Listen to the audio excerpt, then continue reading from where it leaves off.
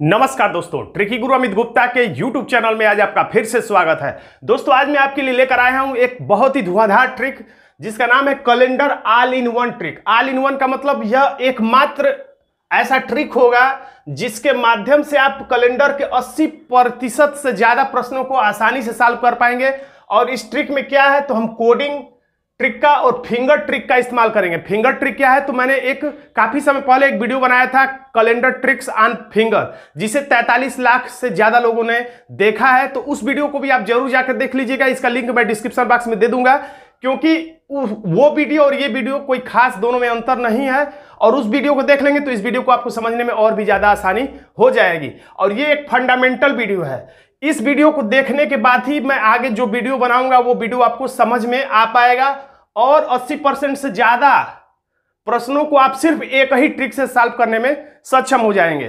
तो आइए सबसे पहले देखते हैं। इसमें आपको सिर्फ एक चीज याद रखना है, एक सदी कोड और एक माह का कोड।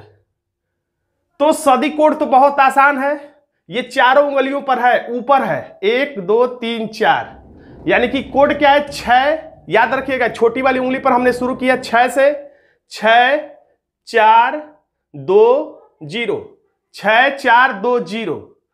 घटते क्रम में आसानी से याद कर सकते हैं। 6 में से 2 निकाला 4, 4 में से 2 निकाला 2, 2 में से 2 निकाला 0, 6 4 2 0। और संख्या ये सबसे खास है। ज्यादातर जो प्रश्न पूछे जाते हैं 16वीं 17वीं 18वीं 19वीं इन्हीं सब शताब्दियों में होता है, इसलिए मैंने 16 से ही याद करना ज्यादा अच्छा रहेगा। तो आप यहां से याद करिए 16 17 18 19 20 21 22 23, या 12 13 14 15, 16 17 18 19 20 21 22 23, यानी इसी तरह से आगे पीछे आप जा सकते हैं। जैसे अगर आपको जरूरत पड़ती है 19वीं सदी का कोड जानने की तो 16 17 18 19 इस पर आया तो इसका कोड क्या है तो 6 4 2 0, तो आप 0 लिख देंगे। बाई चांस आपको 21वीं सदी का कोड जानने की जरूरत पड़ी तो इस पर काउंट करेंगे 16 17 18 19 20 21, इस पर आया तो 6 4, तो इसका यानी कोड हो गया 4। अगर आपको 16 का कोड जानने की जरूरत हुई तो 16 पहली उंगली पर आ गया, यानी इसका कोड है 6। 20वीं शताब्दी की जरूरत पड़ेगी, जैसे 2016 17 का आपको दिन ज्ञात करना होगा तो 16 17 18 19 20 इस पर आया, यानी ये कोड कौन सा है तो 6, यानी कि 20वीं सदी का कोड हो जाएगा 6। तो इस तरह से आसानी से आप सदी कोड याद कर सकते हैं। अब दूसरी बात, जनवरी फरवरी यानी माह कोड कैसे याद करेंगे। तो अभी तक तो हमने ये 4 उंगलियों पर देखा था 6 4 2 0, लेकिन अब हम केवल 3 उंगली का इस्तेमाल करेंगे। जनवरी फरवरी मार्च अप्रैल मई जून। याद रखिएगा, हम लोग जनवरी फरवरी मार्च ऐसे नीचे से ऊपर नहीं काउंट करना है।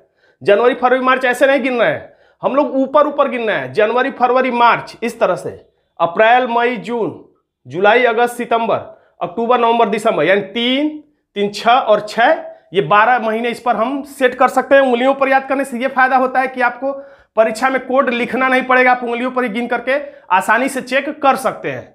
तो कैसे, तो देखिए जनवरी फरवरी मार्च अप्रैल मई जून जुलाई अगस्त सितंबर अक्टूबर नवंबर और ये दिसंबर इस पे हो जाएगा। तो अब कोड क्या है तो 033, देखिए कितना आसान है, 033 और उसके बाद 035 लास्ट में। अब बीच में 6 1 4 और 6 2 5, यानी 6 को 6 ही, 1 में 1 बढ़ा दिए 2, 4 में 1 बढ़ा दिए 5, तो 033 शुरू में और 035 लास्ट में। अब बीच में 614 625। तो इसको हम फिंगर पे कैसे सेट करेंगे तो 0, देखिए जनवरी से शुरू करते हैं 033 और लास्ट में 035 033 035, यानी अक्टूबर नवंबर दिसंबर। अब बीच में 6 1 4 और ये 6 2 5, यानी पूरा कोड अगर कहा जाए तो 033 6 1 4 6 2 5 035। अब परीक्षा में अगर मान लीजिए कि आपको अगस्त के कोड की जरूरत पड़ी तो कैसे करेंगे तो जनवरी फरवरी मार्च अप्रैल मई जून जुलाई अगस्त, ऐसे आप अगस्त तक पहुंच जाएगा। इस उंगली को अंगूठे को यहां से हटाइएगा नहीं तो आप भूल सकते हैं।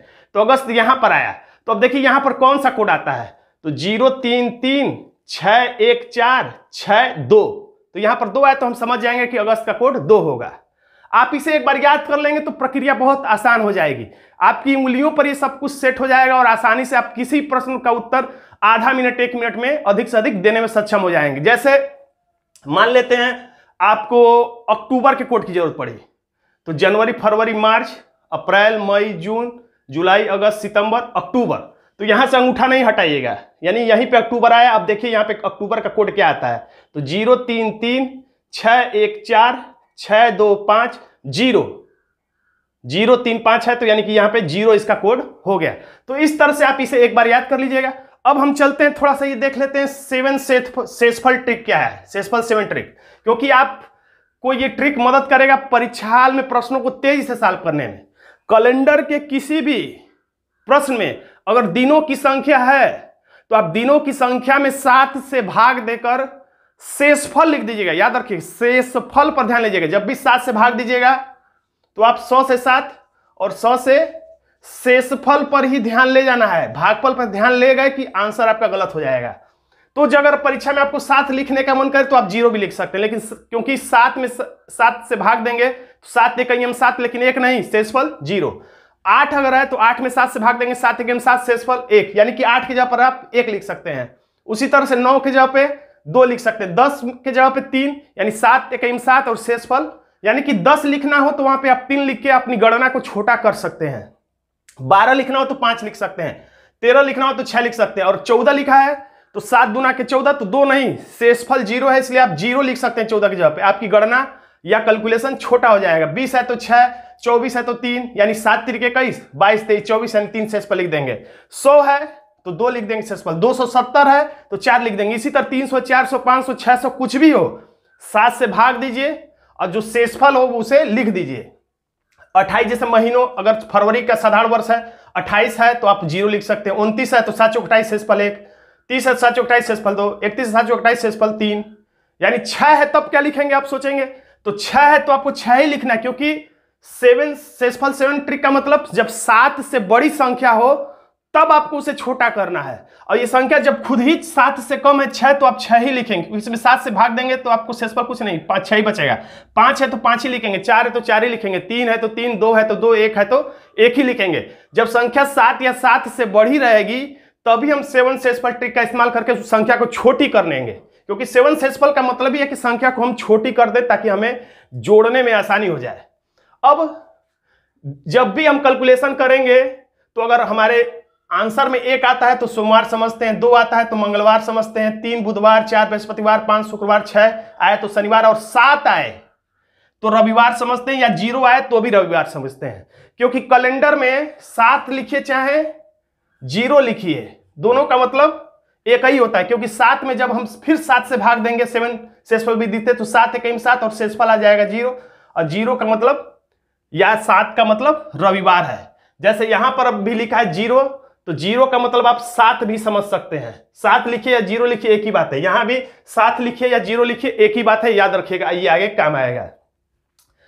तो ये आपको काम कब आएगा, फिलहाल जो मैं आगे प्रश्न बताने वाला हूं इसमें अभी इसका इस्तेमाल नहीं है। एक बात ध्यान से सुन लीजिए, यही कंफ्यूजन है, लोगों को कंफ्यूज हो जाते हैं जब आंसर बस ये आप याद रखिए कि 1 से शुरू करना है, और सोमवार मंगलवार बुधवार, यानी 2 आया तो 1 से शुरू कर दिए, 1 सोमवार तो 2 मंगलवार, 3 आया तो 1 सोमवार तो 2 मंगलवार 3 बुधवार। लेकिन इस कोड का इस्तेमाल आपको फिलहाल में नहीं करना, आपको इस कोड का इस्तेमाल तब करना है जब आपसे पूछा जाए डायरेक्ट किसी वर्ष का दिन। जैसे पूछा जाए 5 जनवरी 2016 का कौन सा दिन था, तो जो आंसर में अंक आएगा लास्ट में 3 4 5, उसके हिसाब से ये हम दिन बता देंगे। जैसे पूछा जाए 5 सितंबर 2021 को कौन सा दिन था, तो जो आंसर में हमारा अंक आएगा उसके हिसाब से इसका आंसर बताएंगे। कब इसका इस्तेमाल नहीं करना है, तो जब एक दिन दे के दूसरा दिन पूछा जाए तब इसका इस्तेमाल नहीं करना है। जैसे पूछे 5 जनवरी 2013 को शनिवार था, तो 6 जनवरी 2018 को कौन सा दिन होगा, तब इस कोड का इस्तेमाल नहीं करना है। ये जो 6 का मतलब शनिवार है, या 5 मई को सोमवार है तो 25 सितंबर को कौन सा दिन होगा, तब इस कोड का इस्तेमाल नहीं करना है। इस दिन वाले कोड का इस्तेमाल तभी करना है जब डायरेक्ट पूछे, यानी कि 5 जनवरी को कौन सा दिन था, या 6 अक्टूबर 2017 को कौन सा दिन था, ऐसे पूछे तब। या कोई प्रश्न जब देकर प्रश्न में कोई दिन पहले ही से दिया हुआ है, उसके आधार पर अगर दूसरा दिन पूछ रहा है तब इस कोड का इस्तेमाल नहीं करना। आप बात को ध्यान से समझ लीजिएगा। फिलहाल में हम जो प्रश्न आगे बताने वाले हैं उसमें इसका इस्तेमाल नहीं होगा, क्योंकि हम ऐसे प्रश्न लेने वाले हैं जिसमें डायरेक्ट नहीं पूछा जाएगा कि 25 मई 2018 को कौन सा दिन था। इसमें यही पूछा जाएगा कि 25 मई 2018 को सोमवार था, तो 25 सितंबर 2019 को कौन सा दिन था, यानी एक दिन देकर पूछा जाएगा। तब ऐसे केस में इसकी जरूरत ही हमें नहीं पड़ेगी। तो अब चलिए हम इसे प्रश्न के माध्यम से अच्छी तरीके से समझते हैं। तो देखिए स्क्रीन पर यह पहला प्रश्न, इसमें लिखा हुआ है बाबी का जन्मदिन 5 जून सोमवार को किस दिन 5 जून सोमवार को हुआ। बाबी का जन्म कब हुआ? 5 जून सोमवार को हुआ।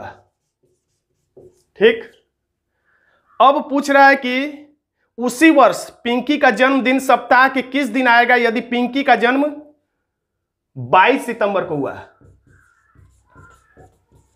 तो मैंने बताया था कि एक दिन यहां पर देखिए दे दिया है कि सोमवार है और उसके हिसाब से अगला दिन पूछ रहा है, तब ये जहां पे जो मैंने लिखा था 1 बराबर सोमवार, इस ट्रिक का इस्तेमाल नहीं करना है, क्योंकि एक दिन दे दिया उसके आधार पे दूसरा दिन पूछ रहा है। अगर डायरेक्ट पूछता कि 22 सितंबर को कौन सा दिन होगा, तब हम इस दिन वाले कोड का इस्तेमाल करते। तो देखिए बहुत ही आसान है, आप क्या करिए 5 को 5 लिख दीजिए और जून का कोड है क्या, तो यहां से देखकर 4 लिख सकते हैं, लेकिन आपको ये देखने की जरूरत नहीं है, ऐसे करिएगा जनवरी फरवरी मार्च अप्रैल मई जून। तो 0 यहां पर आया है, तो 0 3 3 6 1 4, यानी हमें पता चल गया। परीक्षा हाल में आपके पास आपकी फिंगर ही होगी, ये लिखा हुआ नहीं रहेगा। तो आपको कैसे पता करना है कि हमें जून का कोड पता है, तो पहले जनवरी फरवरी मार्च अप्रैल मई जून, ये काम आप बहुत तेजी से करेंगे। 0 3 3 6 1 4, यानी हमें पता चल गया कि जून का कोड 4 है। तो 5 4 9, और ये दिनों की संख्या है, तो 7 सेसफल विधि से हम इसे क्या लिख सकते हैं, तो 9 में 7 का भाग देंगे तो 7 1 7, लेकिन 7 नहीं, सेसफल कितना, तो 2, यानी हम कह सकते हैं 2 बराबर 2 बराबर क्या है, सोमवार, यानी 2 का कोड है सोमवार, यानी हम कह सकते हैं 2 बराबर सोमवार, क्योंकि यहां पे इसका कोड का आंसर क्या है 2, यानी कि 2 बराबर भी सोमवार आप कह सकते हैं। अब 22 सितंबर का इसी तरह निकाल लीजिए, तो 22 को 22, कुछ नहीं करना, बस महीने का कोड लिख देना है। तो सितंबर का कोड यहां देखकर नहीं, यहां पे जनवरी फरवरी मार्च अप्रैल मई जून जुलाई अगस्त सितंबर, यहां पर आया, तो 0 3 3 6 1 4 6 2 5, यानी सितंबर का कोड 5 है, तो आप 5 लिख लेंगे। तो आप चाहें तो 7 कटर विधि से आपको 22 लिखना ही नहीं चाहिए था, 7 3 21 और शेषफल 1 लिख देते, तो आपको जोड़ने में आसानी हो जाता, 5 1 6 हो जाता। तो अब सोचिए जब 2 बराबर सोमवार है तो 6 बराबर क्या होगा, बहुत आसान सी बात है। कोई कहे 2 बराबर सोमवार, तो 3 बराबर क्या हो जाएगा, मंगलवार हो जाएगा। 4 बराबर क्या हो जाएगा, बुधवार हो जाएगा। 5 बराबर क्या होगा, तो बृहस्पतिवार हो जाएगा। और 6 बराबर क्या हो जाएगा, तो शुक्रवार हमारा आंसर हो जाएगा। इसलिए हमारा सही जवाब हो जाएगा विकल्प सी, जिसमें लिखा हुआ है शुक्रवार। चलिए अब अगला प्रश्न देख लेते हैं।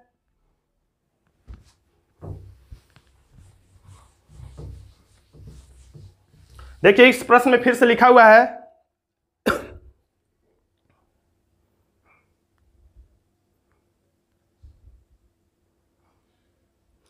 अरणव का जन्मदिन मंगलवार 14 मार्च को हुआ, यानी कि 14 मार्च को हुआ, जो कि मंगलवार था।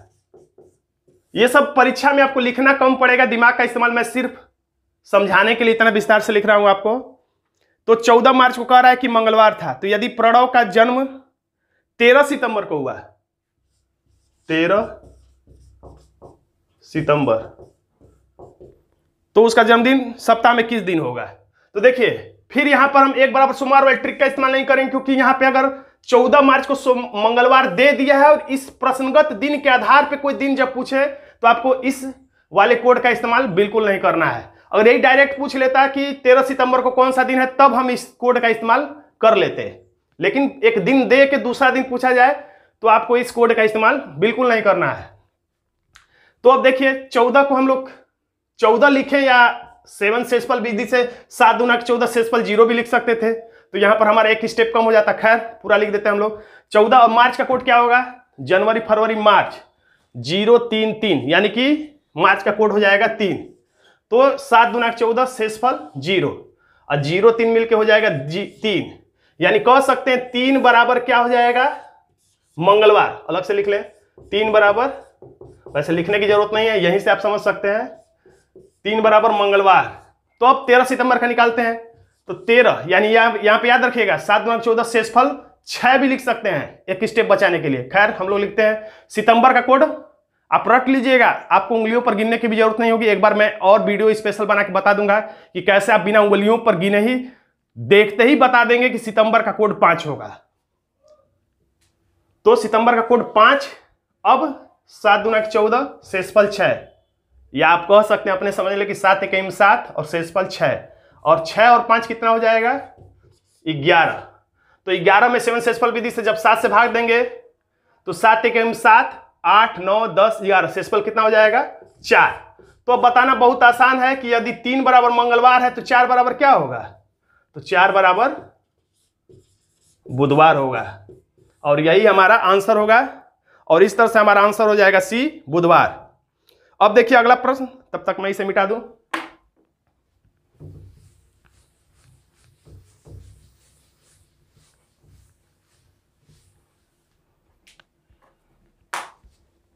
देखिए इस प्रश्न में लिखा हुआ है यदि किसी वर्ष 10 जनवरी को बृहस्पतिवार था, 10 जनवरी को क्या था, तो बृहस्पति। आप कोशिश करेंगे तो ये प्रश्न सब लिखने की जरूरत नहीं पड़ेगी, मुजबानी आप बता सकते हैं। और ये भी कह रहा है कि यह गैर लीप वर्ष है, यानी कि लीप वर्ष नहीं है, ये साधारण वर्ष है। अब पूछ रहा है किस तारीख का, तो 1 मार्च, यानी कि तब 1 मार्च को कौन सा दिन होगा। मैं फिर से बताता हूं, यहां पे बृहस्पतिवार का दिन दे के इसके आधार पे एक दिन पूछा जा रहा है, इसलिए हम इस वाले कोड का इस्तेमाल नहीं करेंगे। तो अब हम 10 को तो 10 लिख लेंगे, लेकिन यहां मैं बताना भूल गया, जब जनवरी रहे, साधारण वर्ष के सारे कोड हमने याद किए क्योंकि ज्यादातर वर्ष साधारण वर्ष होते हैं, क्योंकि लीप वर्ष तो 3 वर्ष बाद आता है, यानी चौथा वर्ष लीप वर्ष होता है, तो इसलिए हमने साधारण वर्ष का कोड याद कर लिया। लेकिन अगर लीप वर्ष की बात होगी, बाई चांस कोई वर्ष लीप वर्ष होता है, तो केवल जनवरी और फरवरी, केवल ये जनवरी और फरवरी में ही क्या करना है, -1 कर देना है। तो मैंने पहले ही बताया था कैलेंडर में 0 का मतलब 7 होता है, तो 0 को 7 समझा जाए तो 7 में से 1 निकाल देंगे तो जनवरी का कोड 6 हो जाएगा, और फरवरी का कोड 3 है, तो 3 के बदले में लीप वर्ष में फरवरी का कोड 2 हो जाएगा। यानी बस यही अंतर है कि लीप वर्ष में जनवरी फरवरी का कोड बदल जा रहा है, जनवरी का 6 हो जा रहा है, फरवरी का 2 हो जा रहा है। और उसे आप इस ट्रिक से समझ सकते हैं कि लीप वर्ष रहे तो बस जनवरी फरवरी में से -1 कर दीजिएगा। लेकिन यहाँ पे हम -1 करके इसे यहाँ पे 6 नहीं लिखेंगे, क्योंकि इसमें कोष्टक में लिखा हुआ है कि ये गैर लीप वर्ष, यानी लीप वर्ष नहीं है। तो जब लीप वर्ष नहीं है तो जनवरी का कोड क्या होगा, तो 0 ही होगा। तो 10 को क्या लिख सकते हैं, 7 से भाग देंगे, 7 × 7 और शेषफल 3, यानी हम कह सकते हैं कि 3 बराबर बृहस्पतिवार। यहां भी लिख सकते हैं 3 बराबर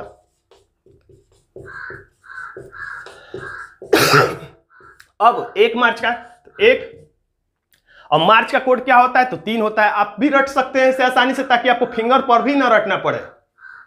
3, तो 3 1 4, कितनी आसान सी बात है।